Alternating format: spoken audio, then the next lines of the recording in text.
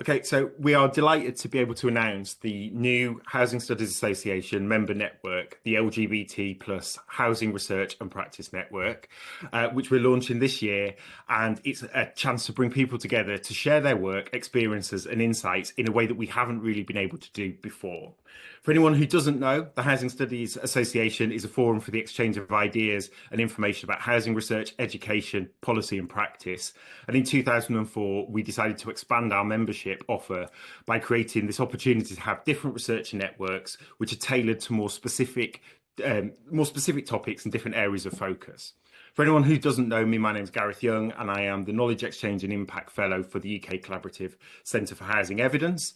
I lead on our EDI work and I co-host the Equalities in Housing podcast, but I also sit on the Housing Studies Association board as the Partnerships Officer, and I will be co-chairing this network with Jack Mason. Hi there, everyone. As Gareth said, my name's Jack. I work as a coordinator for the LGBTQ plus housing pledge by House Proud and delivered by Stonewall Housing. I've worked in the LGBTQ sector for about 5 years. I managed older people's and dementia services for the local charity Switchboard down here in Brighton. And before that, I did have a bit of an academic interest and studied LGBTQ plus history for a master's degree. I've been involved in Stonewall Housing for 4 months and have been immersed in the wonderful and wacky world of housing for that time. So really excited to be part of this network.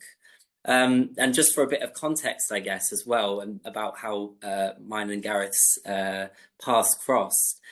So I've been a listener of the Equality in Housing podcast for a few months, trying to get to grips with the jargon of housing and doing some research myself. And loved the podcast so much, connected with Gareth on LinkedIn, shot you a message. We had that kind of initial meeting.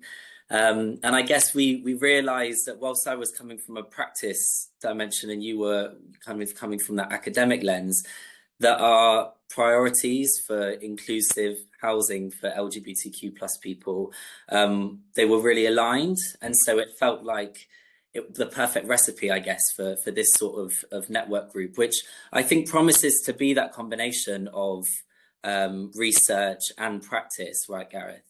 Yeah, I think it absolutely needs to be. I mean, we've done work within the Evidence Centre as part of our EDI work to try and bring people together, and we've had so much interest in people wanting to share their stories. That could be things like the research findings that have come out of their projects, or new initiatives that they've created within like the housing association they work for, or a kind of combination of, or consortium of housing associations. And there's so much passion and really good work that's happening, and we're all trying our best, usually in a context of very tight resources.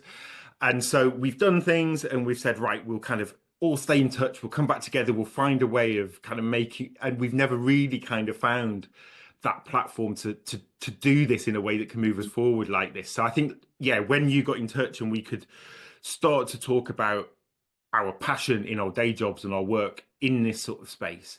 And I think that idea that we came to is that, you know, you can't change the world on your own. Can we change the world at all? But actually what we can do is we can start to bring 1 or 2 people together, share ideas, and kind of, if we can change attitudes for just 1 or 2 people, or kind of, you know, just it's kind of at that level. And I think this new network has just allowed us to have that kind of platform to do this and take that conversation forward. So it all came really organically from that initial conversation, but it's the enthusiasm that I know we're both having with colleagues like across the sector as well, and I think it's just going to be a great space to kind of bring us all together. Absolutely. And in terms of the content for the sessions, we really want to ensure that it's a space for, you know, firstly, a space of safety and inclusion for everyone who's involved. We hope that everyone in that will be kind of united by that broader mission of inclusion in LGBTQ plus communities and housing. And we also kind of want to have it as a dedicated space to share findings from research, but also good practice examples. So in my day-to-day job, I'm working with a range of housing professionals in EDI departments at organisations of 10 20,000 houses, but also those organizations of 100 to 200 homes. And so I really, really think that there's a lot of invaluable examples of good practice from that range of housing associations, which I'd love to bring to the session. And equally, giving space for other people to share their findings. So any experts, including those by lived experience, who'd be interested in coming along to speak at future events that we organise, would be really, really welcome. And also having kind of spotlight sessions, you know, and particularly around trans inclusion, for example, or if that coincides with Pride Month, you know, maybe speaking to people with lived experience who are able to share what pride means for them, pride in housing. So I think there's a lot of scope, isn't there, for different topics to be covered.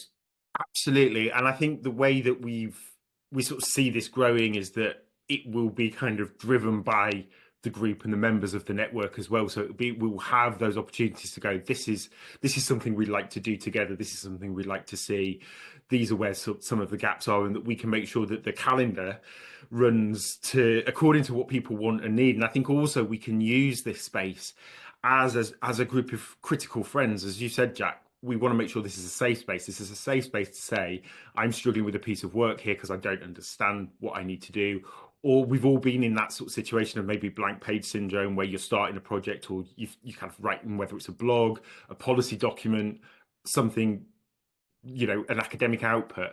So we can hopefully kind of use this as a way to share early drafts of work, and use the group as sounding boards for projects as well. And I think anybody who's been doing work in any of the sort of equality, diversity, inclusion, and equity sort of space knows there can be that fear of making mistakes, getting things wrong, things that you don't realize are sort of sitting in your blind spots. And hopefully by just a variety of different things that we're going to do through this work, and hopefully bringing in as many different people and perspectives, we can use it as a way of learning and sharing, and kind of, yeah, really sort of friendly, productive sort of space. Friendly, productive space. I love that. Absolutely. And if that does sound of interest to people, we're planning a network launch event in June. That's going to involve an outline, I guess, of our ambitions for the network, where we see it going, and also to get a sense of who wants to be involved, answer any questions that people might have in the run up to that date. And also hear from you guys, I guess, about what you'd find most useful for this network to cover. We really, really want to be, as Gareth said, responsive to the needs and priorities of other people, and ensure that this is kind of a living and evolving plan of action. And as Gareth said, we will then have a calendar developed themed around key events in the EDI calendar, like Trans Inclusion Month, Pride Month, and things like that. So in terms of how people can get in touch, we will attach our email details to this post, but also feel free to drop us a line. My email address is jack@stonewallhousing.org. And Gareth's is? Mine's gareth.young@sheffield.ac.uk. And also you can go along to the Housing Studies Association website. Again, we'll put the link on there so that you can kind of go there. As we say, it's a members network, so it will require you to join the HSA, but you know, the membership subscription is £25 a year for a full membership, or £11.50 for student membership. So hopefully that's kind of relatively affordable. But what we'll do then is, if you sign up as a member, some of you probably already are, but if you sign up as a member, you'll get notification of when the networks launch and any of our activity. But as Jack says, you can email us directly. We can chat through our plans and sort of see how you want to get involved, as well as we're kind of always open to these conversations, because this is how the whole network started. Absolutely.